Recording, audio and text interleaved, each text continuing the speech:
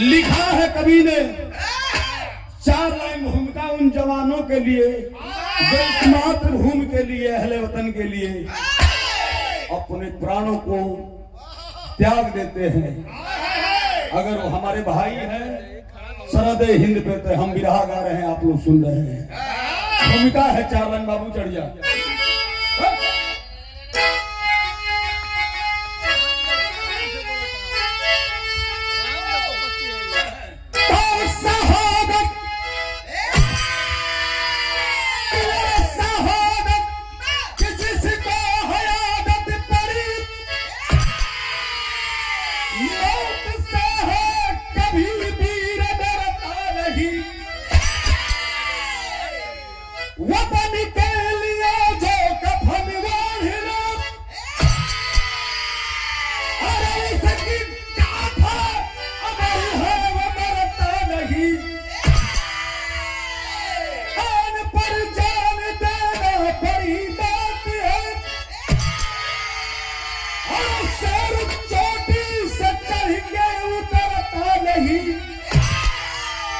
ये जवानी वतन की कहानी बने, इसकी परवाह सुरमा पे करता नहीं।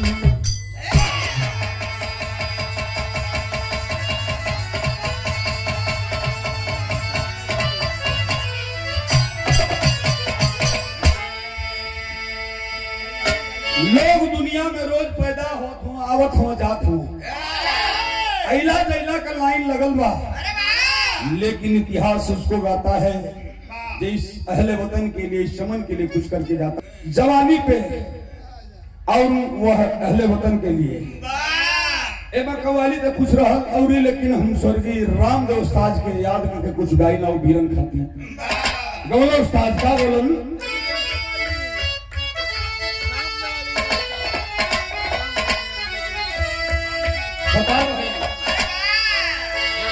दिल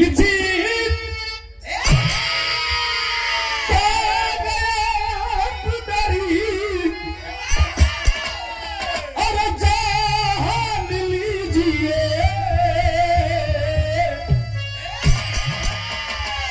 बस एक बार मेरा कहा, बस एक बार मेरा कहा मान लीजिए।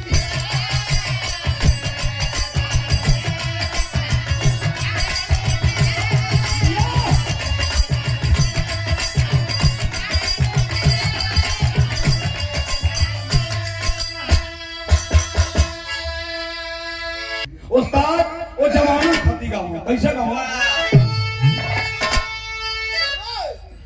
किसे वतन का हौसला हरदम बुलंद था, कुर्बान होना देश पे, अरे कुर्बान होना देश पे सबको पसंद।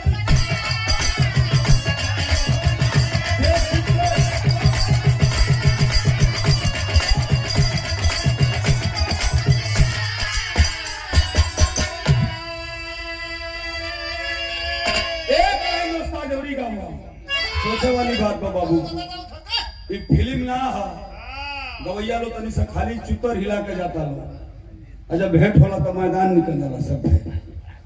यही अभी रहा गावत हो। एक लाइन उस्ताद जरूरी गाऊंगा का यार तूफान इस देश के लिए, यार तूफान हर जवान के सीने में बंद था, कुर्बान होना देश पे, अरे कुर्बान होना देश पे सबको।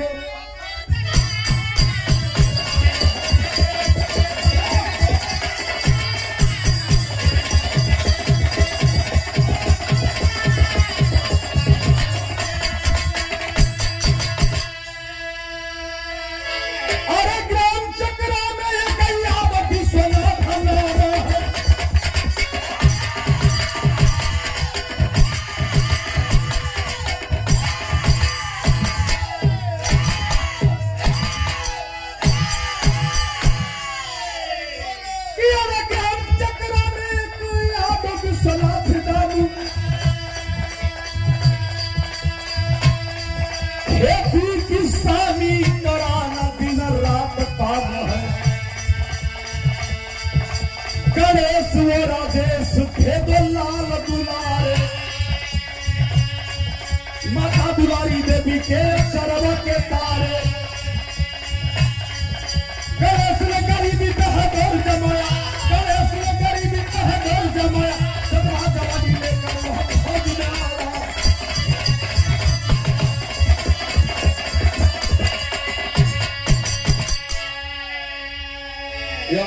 भैया बात का समझ लो,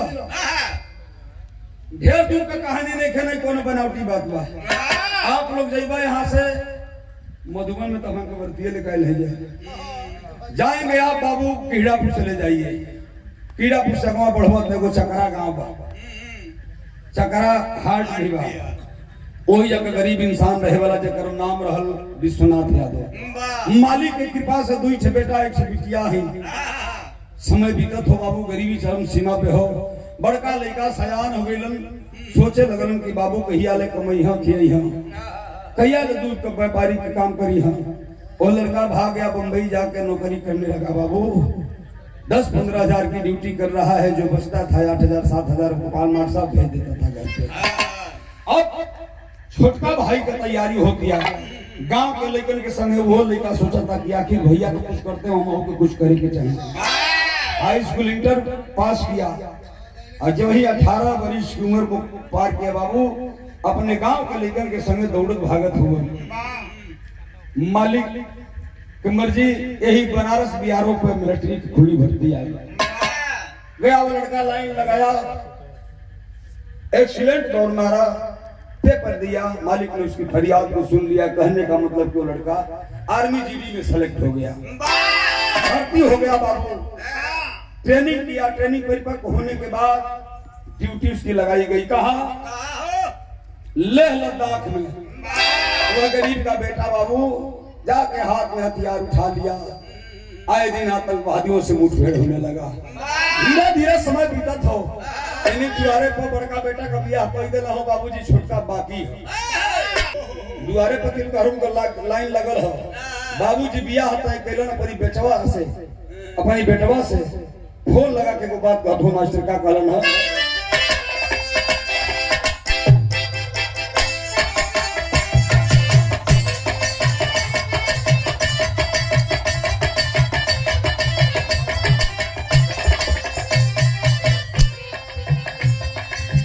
बिहार की हम लोग की स्वर की कोकिला गायिका जो इस दुनिया में नहीं, उन्होंने गाया था शारदा सिन्हा जी ने। रेलिया पैरन, रेलिया पैरन, रेलिया पैरन, पिया कलिए जाए रे, रेलिया पैरन।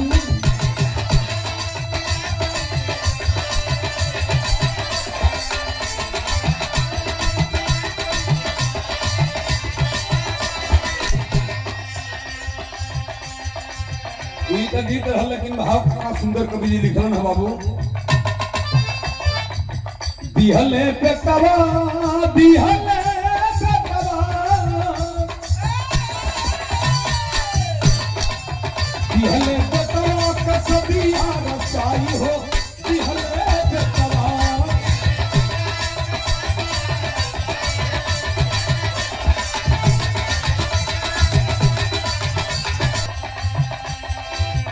बाबू रे पर बियाह तय कर देले आ जाला लोग घरे। छुट्टी लेके बाबू गणेश फौजी घरे आ गए। आ जब घरे में तब भइल का बारात गइल, सज धज के बियाह हो गइल, घरे आ गइल बारात। तो खुशियां में झूमे आज भैया बहिनिया, तारा देवी अइली, अरे बनी के तू लगिनिया। गईले माई, गईले माई, गईले माई, कहिया चुराई हो, दिहले बेटा।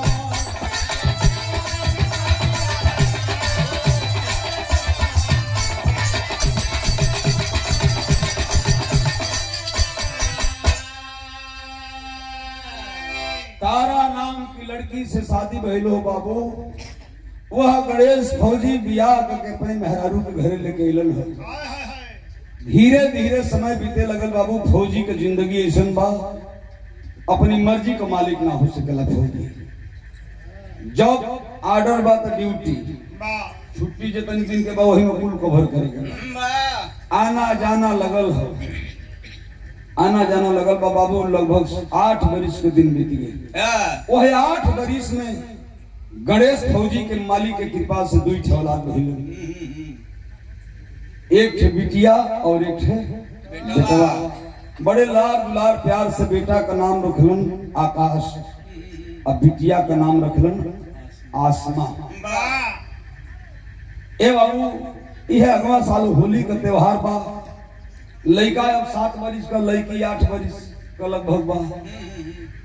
आगे पीछे के पैदा भइल हो। लड़कवा कलश किए मम्मी तेरी पापा के फोन लगा के दा, हम उनसे बात करा। कले बेटा का बते बकल ना, फोन लगा के दा। फोन लगा के बाबू फौजी जवान पर मेहरारू अपनी लड़का के देले बा। देखा बाबू, वह मासूम बच्चा अपने बाप से रो रो के बात कर बा। का कहता मास्टर?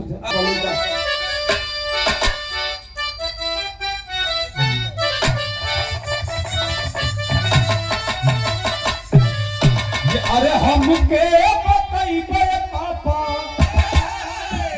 अरे अइबा कि ना हो अइबा। अरे हमके बताइबे पापा, अइबा कि ना हो अइबा। आवो तो होली तेरा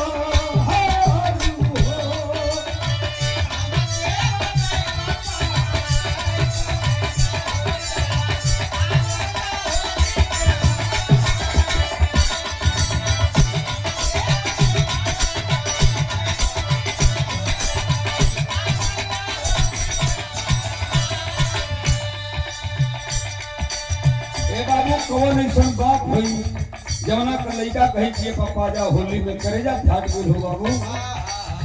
अबे हमन का बाड़ी जब मरियादपुर मधुबन कहीं बाड़ी जा जन से फोन चल जाए कि तने वो मेहरारू फोन कर दियो सकी ए दी तनी तरबूजा ले आई, नाशपाती ले आई, समोसा ले आई, हमन का घरे लेके पहुंच जाएंगे। लेकिन एक फौजी की जीवन जिंदगी है बाबू को क्या करके कुछ नहीं कर पाता है।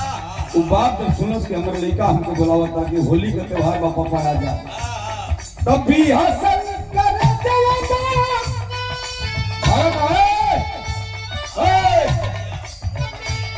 सुन करके बापिया होने वाले बापी करे लगनिया बरतिया। आजा भवन रखवनो कई के जाता नावा तो, आजा भवन रखवनो कई के जाता नावा तो। ओई जाई तो भेदिया भी सारू हो।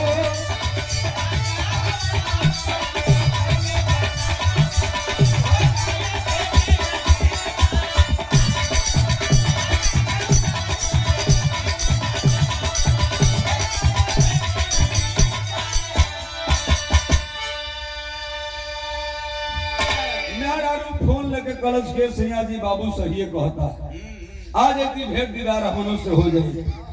कल के तनी बाबू के फोनवा देबू फिरो देखे बाबू वह बाप अपने बेटे से क्या कहता है, गौर करेंगे। कल की मनवा में धीरे है बेटा, अरे आई वो होली में हम लेके रंगी अभी।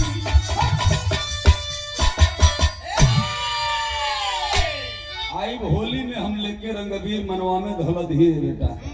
इतने बतिया कही के बाबू जो वही फरवा कटलन है बाबू 17-18 की संख्या में अपने अपने कैंपस में ड्यूटी को अंजाम दे रहे हैं हमारे सैनिक। उसी बॉर्डर पे हुआ बम का धमाका, चारों तरफ धुआं धुआं हो गया। अब तो सेना नायक है, सगरो सिपाही उठ के बैठ गए साहब का कही जाए कल कुछ चुप चुप पटाए रहो। 2 घंटा का समय बीतल बाबू, धीरे धीरे धुआं शांति जब भइल ए साहब का कही जाप हम लोग के सेना नायक है कल गप का करे के बाद आज वतन का माटी हमन से कुछ मांगत है, तो साले आतंकवादियों की चाल है। चलो अब कुछ करना होगा। हाथ में हथियार लेके जवान चल रहे हैं बाबू, तो बिरहा मेरे जो सड़क पे वीर उसकी होगी।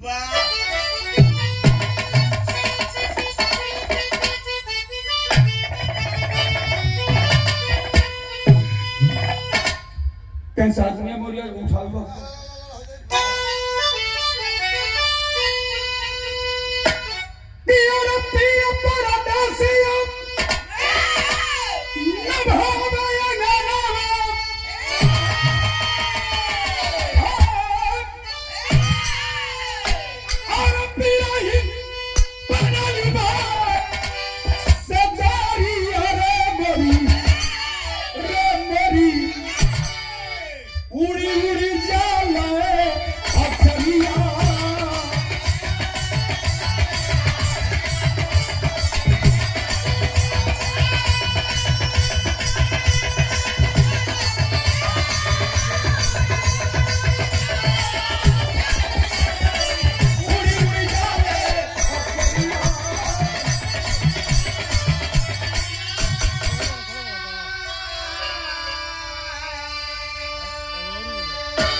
भाई एक गांधी जी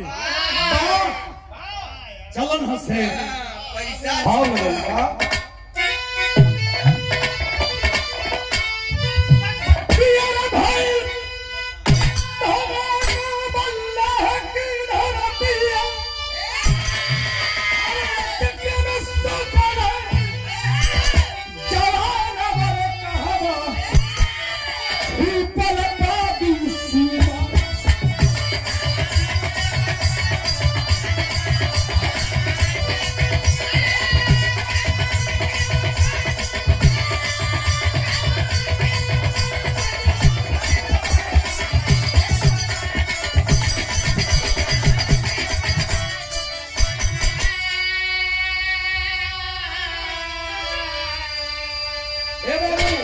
गौर करी है जवान चलन हाथ में हथियार लेके कहा है साले खोजे लोग को मारो दौड़ा के। तो गाजीपुर का शेर ये कर घोर मिठा पारा अरे भैया से सही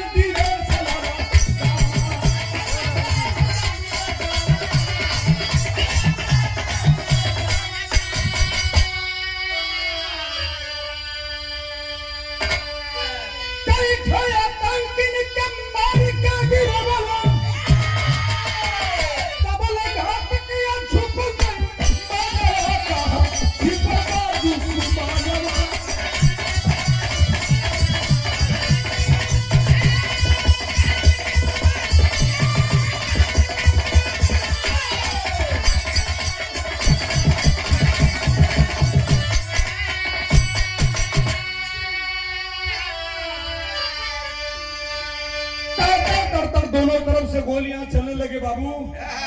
हमारे हिंद के शेर 7 आतंकवादियों को मारे हैं। समय खत्म। इशारा हुआ गाजीपुर का एक लड़का जिसका नाम दिनेश था, मिठा पारा का रहे वाला लड़का साहबों का कहिए कल की ड्यूटी का समय खत्म, दूसरी पर आगे आएगी। 2 सालों को सियार का हुआ खाएंगे। जाके जवान गाड़ी में बैठत हो, जोन सेना नायक गाड़ी में आगे बैठे के दिनेश कहना करे छोड़ा आज पीछे में बैठे देखा हो जाए। सगरों सैनिक बैठ गए बाबू। एक आतंकवादी छुपा था, पीछे से मोटार चला दिया। दोनों जवानों को जाके मोटार लगा है, दोनों जवान धरती पे गिर गए। जब गिरलन हो बाबू तो गणेश फौजी के हथवा पकड़ ले के गाजीपुर को ललऊ जेकर नाम रह दिनेश हथवा पकड़ के कहला कि भैया गणेश भैया समय हमारा आगे हो भैया चलत है।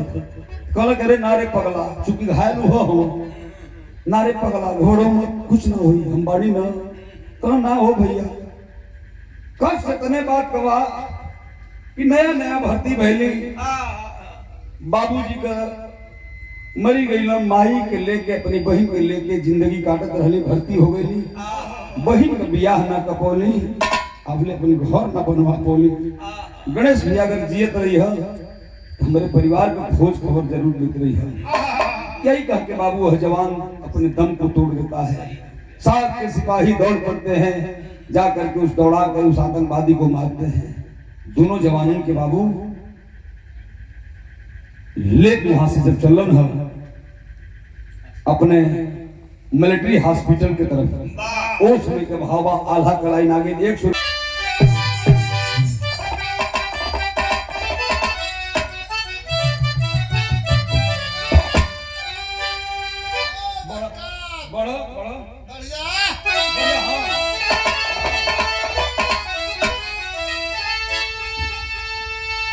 जवान लेके चलो ना भाव लगल कि यारा देशवा की शान पर,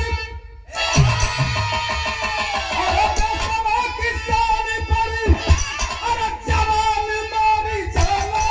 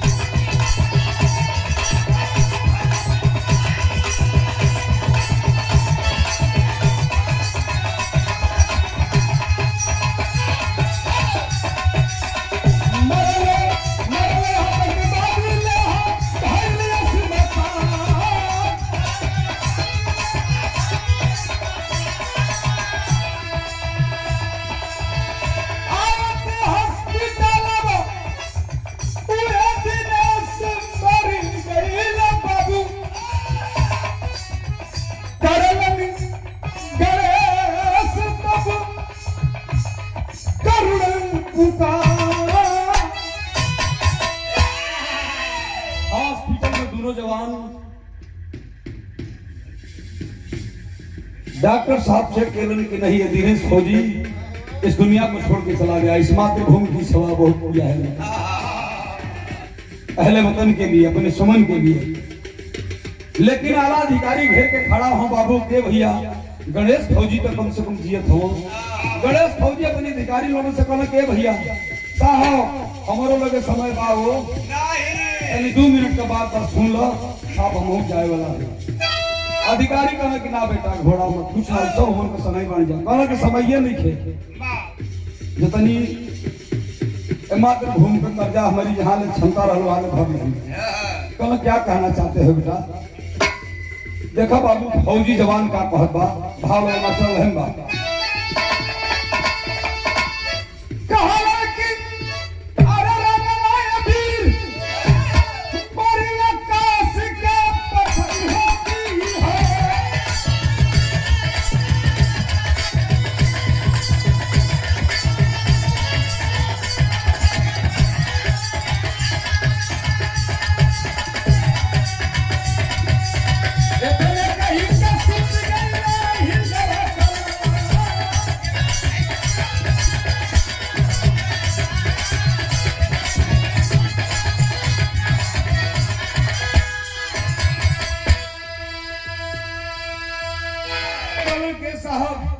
रंग अबीर हमारी घरे पठवा दी है, हमारे बाबू मंगले रहे समय नहीं खे जाता। दाहिना हाथ उठाया बाबू जय हिंद कह के इस मातृभूमि को प्रणाम करके वो अभी बेटा इस धरती माँ का लाल अपने माँ के गोद में हमेशा हमेशा के लिए सो गए। दोनों जवानों का शव बाबतपुर हवाई अड्डे पे आता है बाबू। कह जरा कि चुगला चुपटा मऊगड़ा दोगला अगर मरी जाला तक केहू ओकरी पर ना रोवेला। यहाँ के आदमी विधायक मर जात हो तो उनके घरे तो आदमी जात हो कि विधायक जी के लेकर का सम्मान तनी को दे, लेकिन अंदर से भाव और अलग बा ज्यादा सार मर गए तनी ठीक है हो।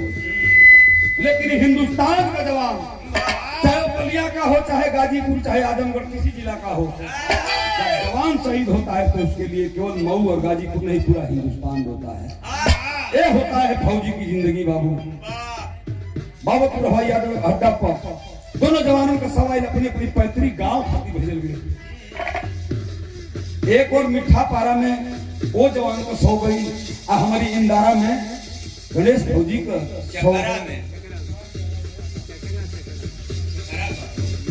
वह इंदारा चकरा हो गई वह कहा इंदारा चकरा पूरा चक्कर में बका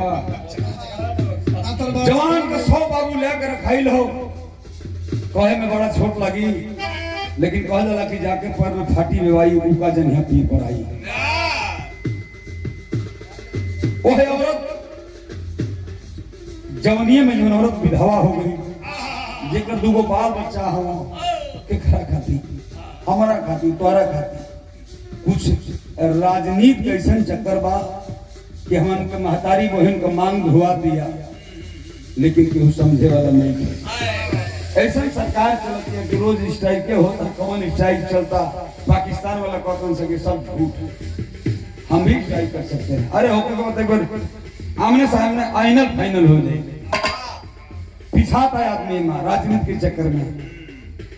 दुआरे पर लाश रखल हो बाबू देखे खाती हम हो गए, बहुत लोग गए और भीड़ में क्यों नहीं कुछ कहा को तू पंकज गाय खबर के बड़े बड़े विधायक में पूछते नहीं की। लेकिन जब आके अपने बाबूजी से, अपने पिताजी से, श्री राम सिंह यादव जी से कहली कि बाबूजी उनके खड़ा हो रहा अब मेहरारू बेहोश होता है, उनका माई कहीं बेहोश होता, गांव को लोग पानी का छींटा मार के जगावत हो।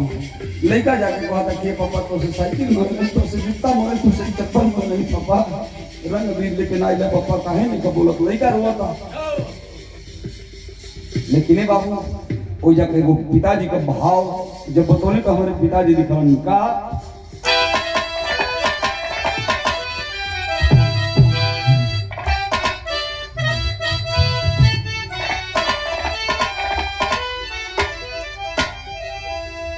बाबूजी कहा था कि अरे हमारे ही बगिया अरे हाला सुगना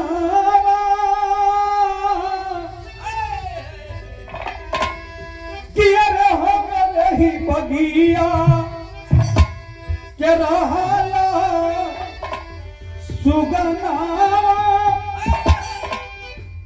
सुगनवा कहवा उड़ी गई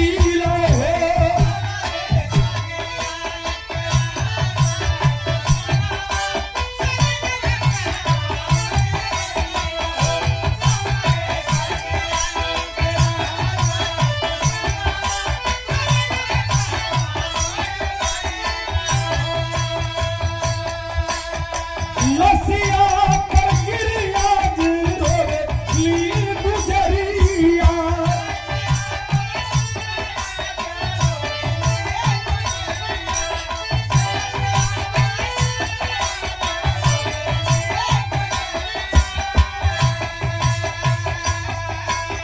आसमां आकाश रोवे भरी भरी नजरिया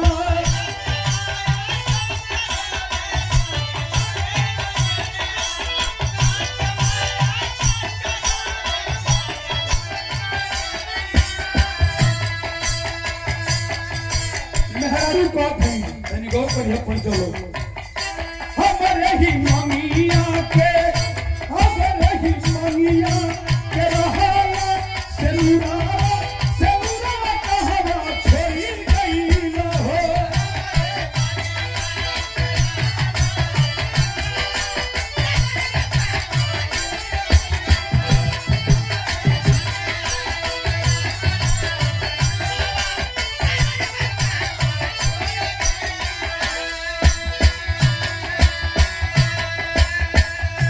कहीं भाई कहीं बही सापी हो से बा बड़का भैया राजेश रोत होका रोले राजेश बिहाराई करी के छतिया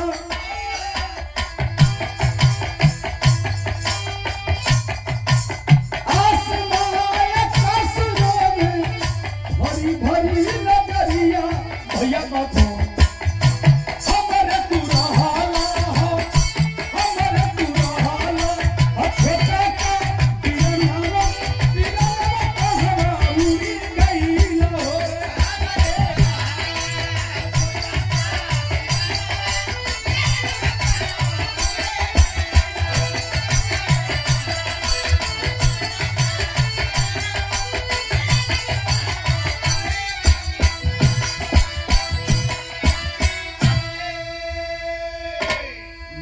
लोग समझावत बुझावत हो कि जाए दे भैया विश्वनाथ भैया, लड़का है तो हर दुनिया में नहीं खे, लेकिन जो उनको के गई बा जब तक चांद सितारे धरती रहेगी तो हरी बेटा का नाम इतिहास में अमर रही, हमेशा उसको लोग याद करेंगे।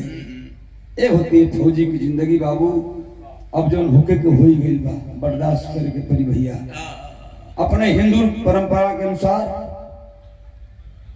लोग कहलन कि कहीं बंजर जमीन होके तो गणेश फौजी के लाश का दाह संस्कार हो जाए, जहां मूर्ति उर्ति बन सके। बाबू तनकी सब बाबूजी के कान में जब ये आवाज गई, कौन के पंचोईसन गलती मत कर जा। 1-1.5 बीघा हमार खेत बा, हमार लड़का का लाश अंजर बंजर जमीन में ना है, सब तई नहने के बा, हमारे जमीन में हमारे लड़का का दाह संस्कार होने चाहिए। अंतिम समय आया बाबू, चिता सजाया गया और चिता पे जब लाश रखल गई बाबू, वह मासूम बेटा कपार छिलवा कर अपने बाप के मुख अग्नि दे जाता हो। ये दर्द है, एक समझे के परी। अभी तक कटोरा हथोए में आ गया बा, यह राजनीति हो। आज बड़े बड़े दल का नेता हो जाए लोग, बड़े वादा भइल कि यहाँ से खड़ंजा जाई, यहाँ से आरसीसी होगा, वहां मूर्ति लगेगा। आज में कहीं जाके देखिए कहीं कुछ भइल नहीं, कुछ नहीं की भइल। फौजी खाती केहू कुछ कैलस, ओकर नाम हो स्वर्गीय माननीय धरती पुत्र जी के कल गई माननीय मुलायम सिंह यादव नेताजी। 2 लोगों को ही नेता शब्द से संबोधित किया जाता है अपने हिंदुस्तान में। एक तरफ सुभाष चंद्र बोस और एक तरफ माननीय मुलायम सिंह यादव। ऐसा नहीं है कि मैं यादव हूं तो यादव की बड़ाई कर रहा हूं। नेताजी जब रक्षा मंत्री हुए थे, पहले हमारे की जवान में खाली वर्दी टोपी घरे आ गए, सौ नहीं आता था। लेकिन जब हमारे नेताजी रक्षा मंत्री हुए, नेताजी ने अपने कलम से लिख दिया कि वैसा नहीं होगा, हमारे जवानों का सौ उनके घर तक जाएगा, सम्मान के साथ जाएगा। उहे लसियावे ले, वो नेताजी का देन है 10 लाख रुपया नेताजी मुहैया केला, उहे बढ़ा के 20-22 लाख भइल बा। मुखाग्नि लेकर देवे चलो भाव लगल, आखिरी भाव आओ मस्त।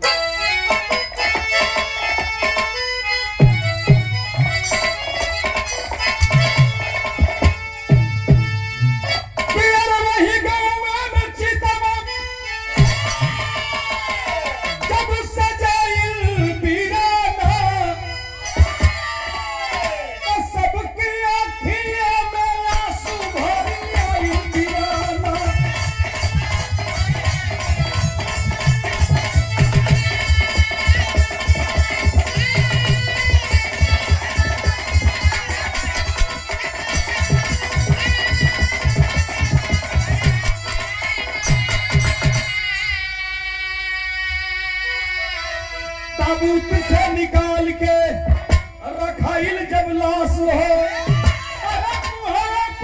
आगे देहला बेटा हुआ कासू हो।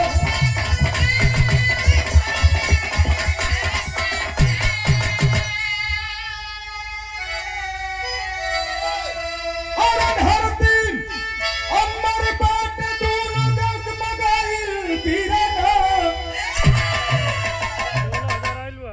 सबकी अखियों में आंसू भरी आइल पीरना।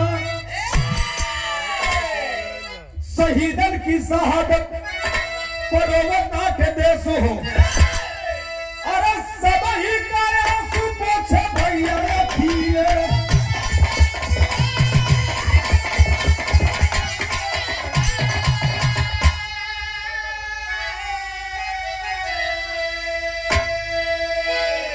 लेकिन पता जब अखिलेश जी को चला तो समाजवादी पार्टी के हम लोग के राष्ट्रीय अध्यक्ष अखिलेश जी ने 8 लाख रुपए का चेक उनके औरत के नाम पे भिजवाया और 5 लाख रुपए का चेक उनके माता जी के नाम पे। आ नहीं पाए। यही हमारा समाज है। आखिर बाबू तेरी समझ बुझ के वोट दिया तो ठीक है नहीं वो तो ऐसा बात द्वारा कर दिल हो कि बड़ा मुश्किल हो। हाँ कुछ जना तो खाली वो में गा के परेशान हो ऐसे हम खाली बिरहा गए ना हम ढेर में लपेटाई ना है बिरहा कम कहे बाबू कहे के बात समझवा अपना खाती ना समझवा अपना खाती